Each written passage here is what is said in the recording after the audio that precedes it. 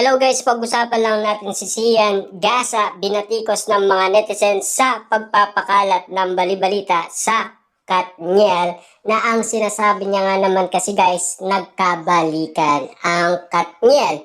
99.9% daw ayon kay Sian Gasa, pero kino-confirm niya pa daw sa ibang source niya. Pero napakabilis nga naman kasi guys ng apoy na talagang kumalat nga naman sa iba't ibang social media platform na hindi kasi alam ni Sian Gasa ang kanyang mga sinasabi dahil nagkaayos lang naman ang Katniel, hindi para magkabalikan. Ang gusto lang naman nila magsama sila sa iisang movie na dati ay ginagawa naman nila, pero mali ang pagkakaunawaan ng source ni Sian Gasa na talagang ang sinasabi daw nagkakaayos at nagkakabalikan na daw. Grabe nga naman kasi guys, dahil ang aka-aka ay wala palang katotohanan.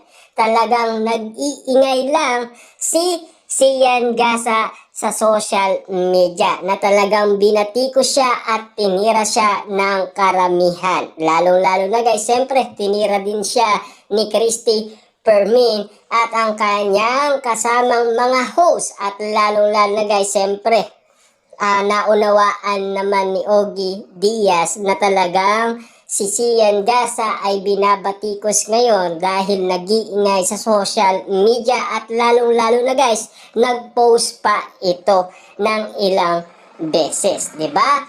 Siyempre, alam naman natin guys, no? Galit na galit ang mga netizens kay Sian Gasa sa kanyang pinapakalat na wala naman katotohanan. Dahil nagsalita umano si Mami Min Bernardo na mag-ingat daw sa mga nagsasalita ng fake news or nagpapakalat ng kung ano-anong bali-balita na hindi naman katotohanan. Grabe nga naman kasi guys ang ingay ni Sian Gasa. Grabe yung reaction niya naman kasi ni Sian Gasa na talaga nakuha niya ang mga kiliti ng ibang mga netizens, lalong-lalo na guys ang mga Dilulu fans na mga Katniel fans. At lalong-lalo na guys, kinabahan at kinalungkot ng mga Dilulu fans na mga Katden fans ang balibalita na talagang nagkasundo at nagkabalikan ang Katniel, na talagang gumuho ang kanilang mundo at paniniwala nga naman na hindi na matutuloy ang kanilang manifest at prediction sa Katden, na ang kanilang paniniwala ay papunta na doon sa stage na talagang magiging mag-on na si Catherine Bernardo at Alden Richard.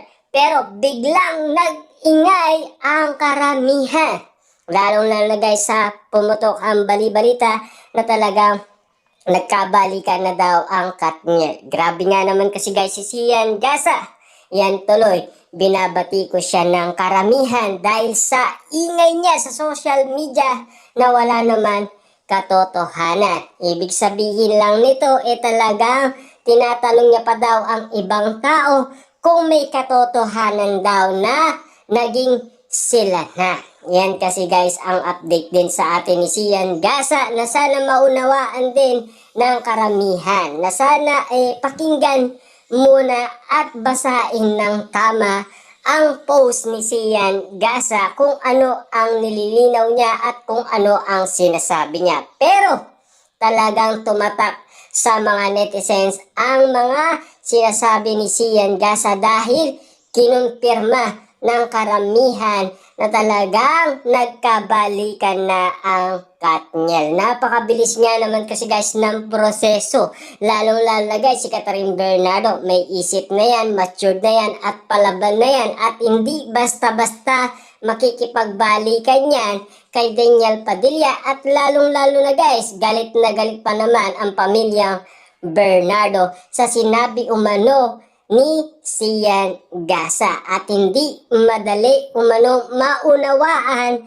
ang pinapakalat niyang ingay sa social media na nagkabalikan na daw ang Katniel. Grabe nga naman kasi guys ang bali-balita na talagang pinakalat umano ni Sian Gasa na talagang nag-init ang mga ulo ng mga netizens, lalo-lalo na guys ang mga sawsawerang kapitbahay na talagang puro batikos ngayon guys ang naranasan ngayon ni Sian Gasa dahil sa kanyang pinapakalat na wala pa naman katotohanan, na sana ay magsabi na lang siya ng katotohanan na nagkaayos lang at naging magkaibigan lang naman sina Daniel Padilla at Catherine Bernardo. Dapat yun na lang guys ang kanyang nilinaw kesa doon sa nagkabalikan na 99.9% confirm na daw. Grabe nga naman kasi guys dahil ang bilis-bilis nga naman kasi guys ng usok na talagang kakalat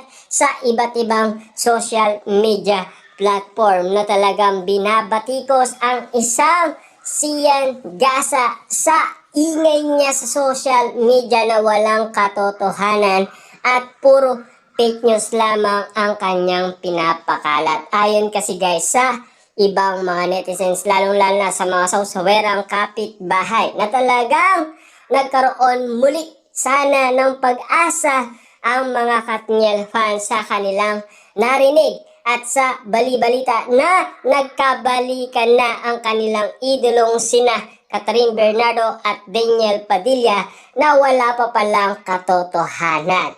At siyempre, nang dahil sa bali-balitang yan, tinatanong na ngayon guys at kinukulit na si Ogie Diaz dahil siya nga naman kasi ang nagsalita na nag-iwalay na ang Katniel. Nais nilang i-confirm na talagang si Ogie Diaz noon ang nag-scoop na iwalay na ang Katniel. Sana naman mapakinggan nila kung ano ang masasabi ni Ogie Diaz patungkol umano sa mga kumakalat na issue na talagang nagkabalikan na daw ang Katniel.